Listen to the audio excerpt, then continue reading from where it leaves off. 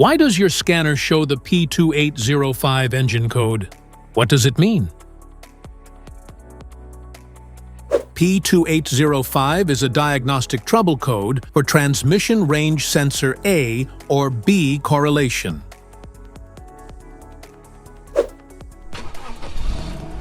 This error code indicates your car's computer detects conflicting signals between the two internal circuits of the transmission range sensor. This sensor tracks what gear you have selected, park, reverse, neutral, drive, and sends this data to the Powertrain Control Module. Under this circumstance, stop driving and repair your vehicle immediately. So, what causes this imbalance? Here are the most common culprits.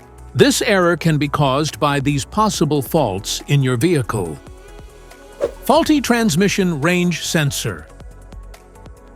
Wiring issue. Corroded connections. Transmission module faults. Incorrect calibration. Each DTC code corresponds to a specific issue in your vehicle. This error code occurs in any OBD2-equipped vehicles, especially in those manufactured since 1996, and it is commonly found in vehicles like Audi, Volkswagen, and Mercedes-Benz.